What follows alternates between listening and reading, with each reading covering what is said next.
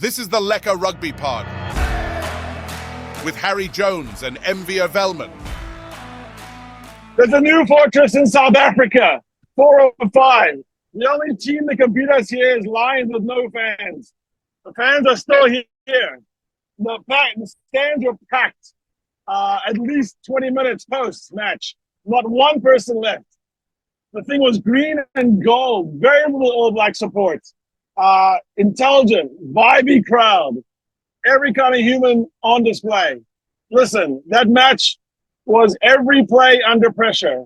When the All Blacks face pressure on every single ruck, every single scrum, every single catch, they do fold like mortals.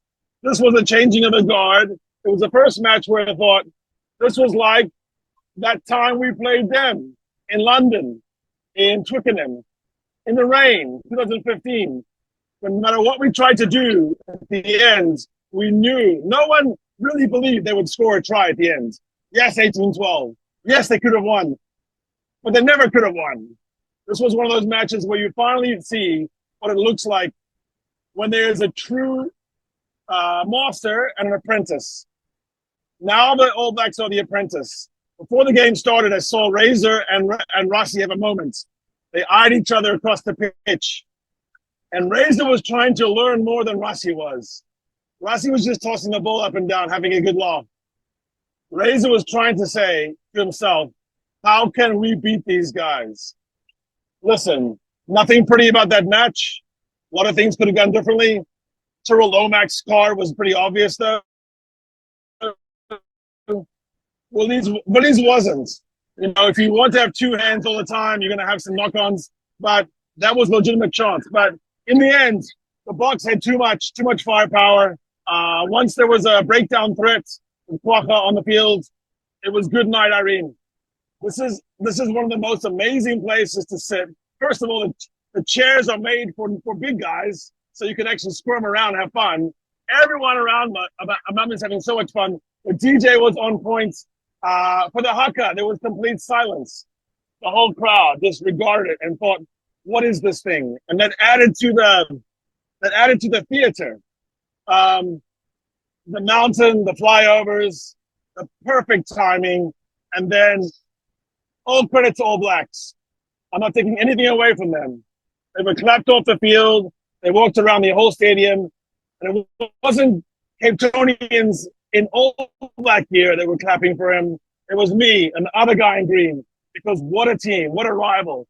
What a beautiful thing it is to have a rival like that. It makes the best come out of you. May we ever play the All Blacks. And these tours coming in from 2026 are going to be brilliant. Listen, I don't have a lot of game analysis because all I was doing was screaming my head off. But it looked like to me, it was one of those matches where there was nothing in it. It was heart, it was guts, it was geest, it was mana for the All Blacks. And in the end, the best team on the night won. The best men won on the night. Now I'm going to go and get this rip-roaring drunk. I think I might be already drunk, but we'll see what happens next, man.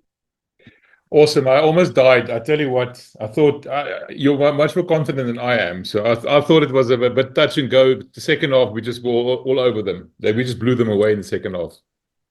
Yeah, so in the first half, the scrums went our way, and I think we could have got more reward, but there was clear ascendancy. The lineouts were wobbly as hell. And in the end, I think the second half came down to game management. Andre set the table, and then Sasha gave us the dessert.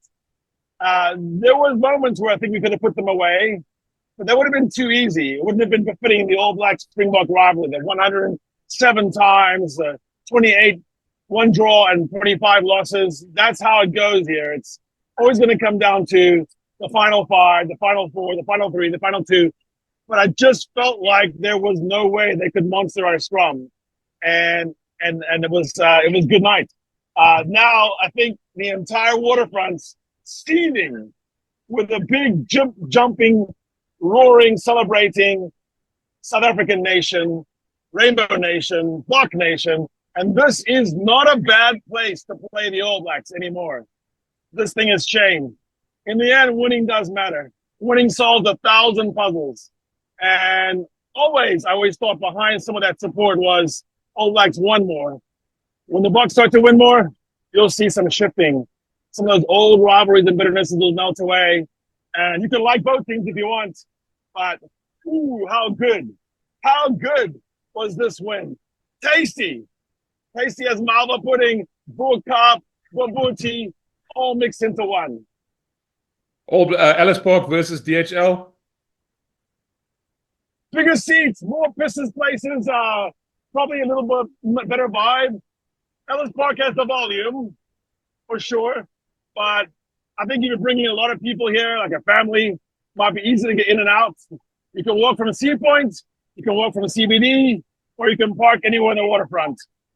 Listen, South Africa is blessed with many places to play, but one thing is for sure, no reason to avoid Cape Town anymore when we play the All Blacks.